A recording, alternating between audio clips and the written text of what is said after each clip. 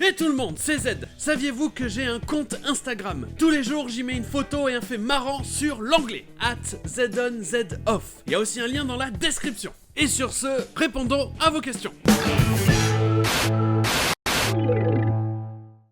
Et bienvenue sur ZOff pour un autre épisode sur vos questions. Et commençons avec, est-ce que ça se dit needn't? Pour faire la négation en anglais, on ajoute not à l'auxiliaire. Comme par exemple, you do not need to do that. Tu n'as pas besoin de faire ça. Not est ajouté à l'auxiliaire do, et le verbe need n'est pas concerné. Eh bien le truc sympa avec need, c'est que des fois c'est aussi un auxiliaire. Il sera suivi d'un verbe et prendra par exemple la place d'un auxiliaire dans une question. Et tout comme le verbe need, il voudra aussi dire avoir besoin de. Mais vous le croiserez très rarement. Déjà parce que les Américains ne l'utilisent pas, ils vont préférer utiliser le verbe to need to. Et ensuite parce que j'ai l'impression que c'est très soutenu. Vous ne l'entendrez pas dans une conversation tous les jours. Mais si vous croisez quand même l'auxiliaire need, ce sera la plupart du temps dans sa forme négative, need not, ou raccourci, needn't. You needn't worry about your reward. Et question suivante. Quelles sont les différences entre want to et wanna, et going to et gonna? Ok, wanna, c'est la contraction familière de want to, et gonna, c'est la contraction familière de going to. Donc dans n'importe quelle situation où vous trouverez want to, vous pouvez mettre wanna à la place. Parce que c'est simplement la façon de le prononcer rapidement. Le T, quand il n'est vraiment pas accentué, a le son d'un D, de. Et si vous l'accentuez encore moins, on l'entend quasiment pas, et va devenir wanu.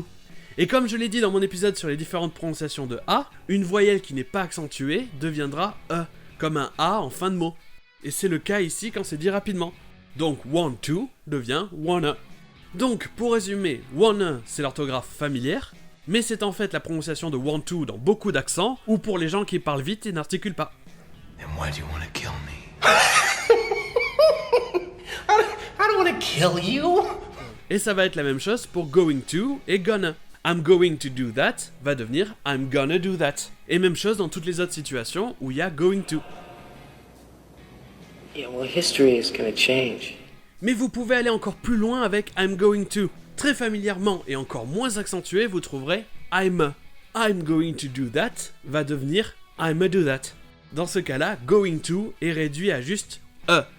L'accentuation en anglais, pas vrai? Nope. I'ma just fire you.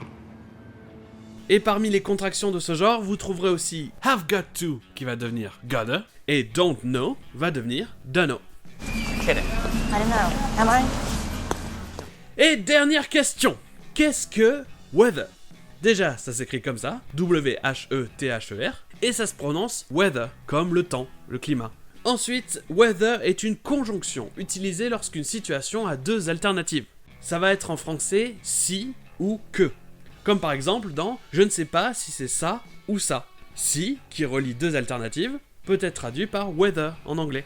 Et dans la phrase « c'est pareil que ce soit ça ou ça », ce sera « que » qui sera traduit par weather. En clair, quand il y a deux alternatives possibles, on utilisera weather. Comme par exemple ici. But the question is whether or not you're perfect for each other. Ici, les deux alternatives sont « vous êtes parfaits l'un pour l'autre » ou « vous n'êtes pas parfaits l'un pour l'autre ». On les relie en français avec « si » et en anglais, ce sera « whether ». But the question is whether or not you're perfect for each other. Autre exemple. You're going to help us, Mr. Henderson, whether you want to or not. Les deux alternatives ici, c'est soit vous voulez nous aider, ou alors vous ne voulez pas nous aider. Les deux alternatives sont reliées par que, et en anglais, ce sera whether. Et vous avez peut-être remarqué que ici, le or not, ou pas, est à la fin de la phrase, comme en français. Mais que dans l'exemple précédent, il était juste après whether. Les deux sont possibles en anglais et veulent dire la même chose. Et ça n'a pas besoin d'être juste c'est le cas ou ce n'est pas le cas. Ça peut être aussi deux alternatives différentes. Whether by the sword or the slow decay of time, Aragorn will die. Et terminons sur un dernier exemple. My father is deciding whether to kill you. Ici, vous avez vu qu'il n'y a même pas le or not, parce qu'il est implicite. On sait que whether c'est utilisé pour deux alternatives, donc on comprend que l'autre alternative est or not.